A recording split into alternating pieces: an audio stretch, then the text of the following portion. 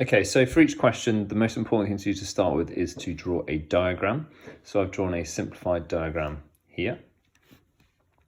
So let's just label this A. So I'm going to label this bit here the force or the thrust, and then down here is the weight. Now, considering that the mass of the rocket here, m, is acting this way, if we think about our weight equals mass times gravity, then the weight downwards we can express as mg. Okay, so for this rocket to take off, this F must be bigger than this mg. So if we write an inequality, we can write that F is bigger than mg. In this case, we know that the mass we're given is 12,500 kilograms. So we know that the force for it to take off must be 12,500 multiplied by g, which we're going to take as 9.8. Okay, I'll just put a little note up there. Okay, so if I work this out, I've got my calculator here. It gives me that the minimum force must be 122,500 newtons. Okay, so for this rocket to take off, this force here must be bigger than 122,500 newtons. Okay, question B. Okay, so we want a force, a thrust force, which is going to be big enough that it overcomes the weight and makes it accelerate at 10 meters per second to the -2. So if we call that force F, then it needs to overcome the weight. So it needs to be F minus mg, and that equals the mass of the rocket times this acceleration. Okay, so this force, take away the weight, which we know. The weight is 122,500, and that equals the mass, which is 12,500, multiplied by, in this case, 10, because we want it to accelerate at 10 meters per second. So we have 125,000 plus, if we move this over to this side, 122,500, and that is going to be the force required to both overcome the mass and then to make it accelerate at 10 meters per second to the -2. Okay, so that is going to be, I could do this in my head, but I'll probably get it wrong.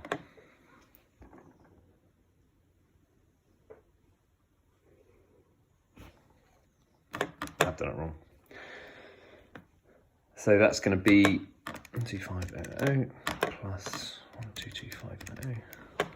So that gives us an overall force of 247,500 newtons. Okay, so that's the force that's going to allow this rocket to accelerate at 10 meters per second to the -2. Okay, question C. Let's go over here. So we're told that it actually develops 260,000 newtons of force, and the fuel tanks have a burn time of 68 seconds. So with 260,000 newtons of thrust, what's the acceleration of the rocket? So very similar to the last question. If we write 260, and what's acting against this? Well, the weight of the rocket is acting against it, which we know, and that is 122,500. Again, that equals ma. Again, in this case, we're starting with F equals ma and filling in what we know. Okay, so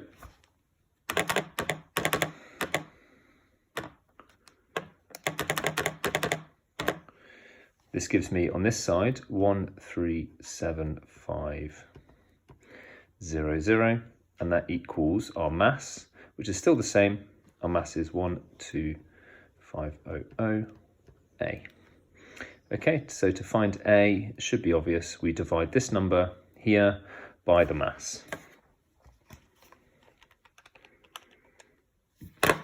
gives us a nice number, 11 meters per second to the minus 2. Okay. Right, I'm just going to clear some space. Let's make some space up here. There we go. Okay, so question D. So we know that these rockets are going to burn for 68 seconds.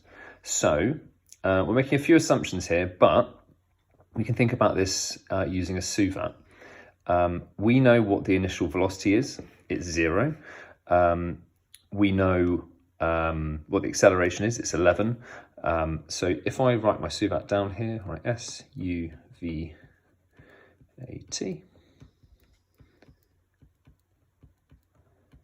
So we want to know the height it's going to reach. So we want to find S. We know U, it's 0. We don't need to know V. We know that A is 11. And we know that T is 68 seconds. Okay, so S, U, A, and T, we need to use S equals UT plus a half AT squared. This is not a unique solution, but this is probably the most sort of straightforward one. We know that U is 0, so this term is going to become 0, half AT squared, so a half times by 11 times by 68 squared.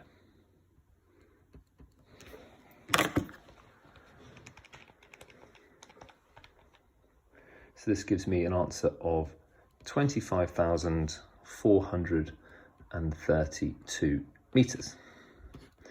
So it's going to go about 25 kilometers up vertically.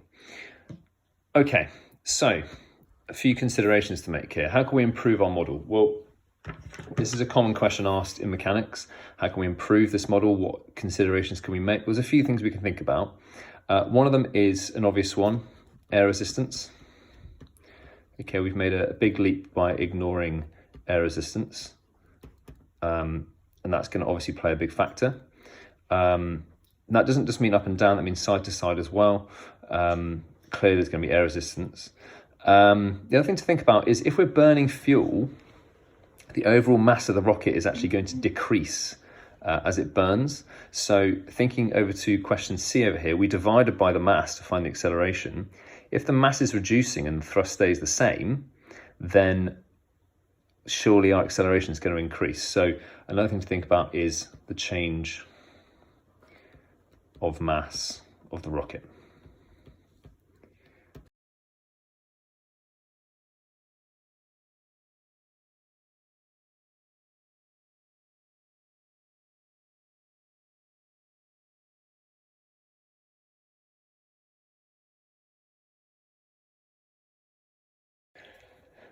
Okay, so this question is all about Newton's first law.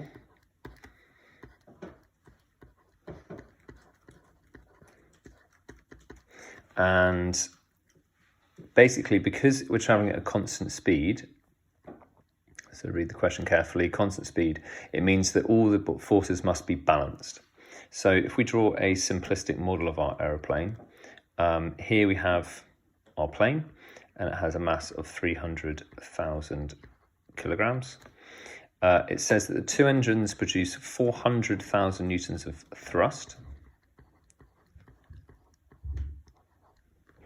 So if they're producing 400,000 newtons of thrust and the aeroplane is going at a constant speed, then the air resistance must also equal 400,000 newtons.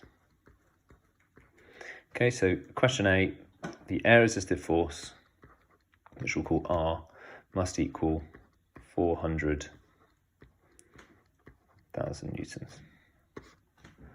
Okay. So question B, if we think about our diagram again, the weight of the plane must be 300,000 times by gravity.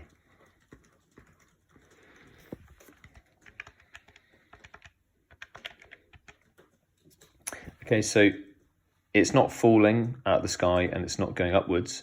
So these two must also be balanced because of Newton's first law. and therefore this force must equal this force. So this force is 294, and then 1, 2, 3, 4 zeros. Okay, these two are balanced. The up thrust must be the same as the weight of the plane.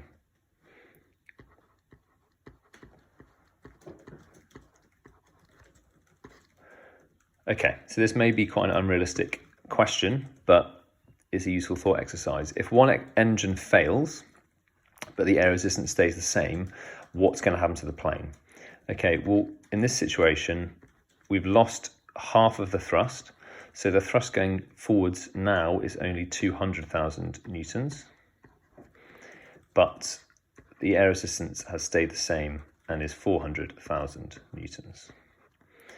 Okay, so we have a difference here, and the resultant force is 400,000 minus 200,000, so it's 200,000 newtons going that way.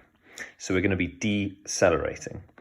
So if I use F equals ma, so Newton's second law, then I have 200,000 is my resultant force. The mass of my plane is 300,000 kilograms. So my acceleration is going to be 200,000 divided by 300,000, which is 2/3 or 0.67 meters per second to the minus 2. Now, what I've done here, this is positive, which is a bit misleading, but I always work out in positive, then decide which direction it is. So the acceleration must be negative because it is slowing down. So we can say it's got an acceleration of minus 0.67 meters per second to minus 2, or it's got a deceleration of 0.67. Either way, it's slowing down.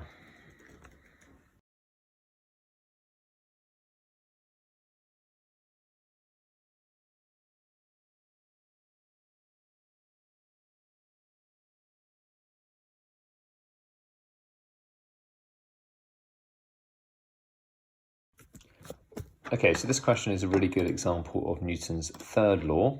For every action, there's an equal and opposite reaction.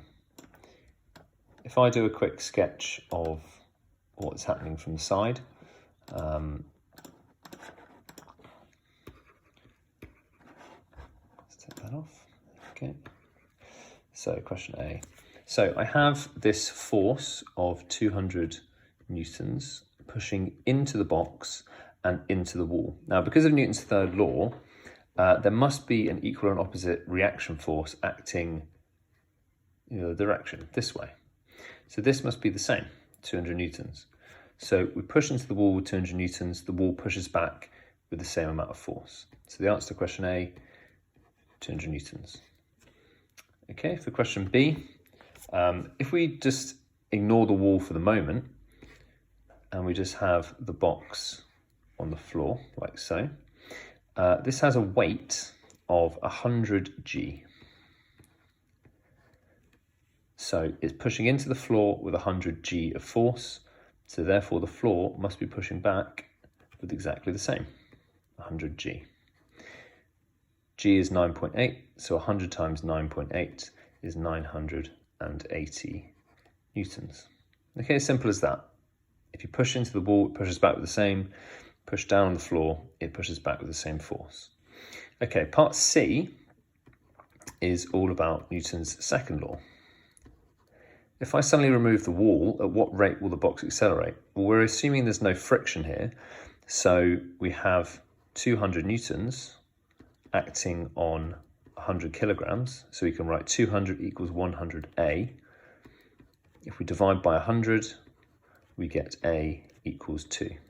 So the acceleration equals 2 meters per second to the minus 2.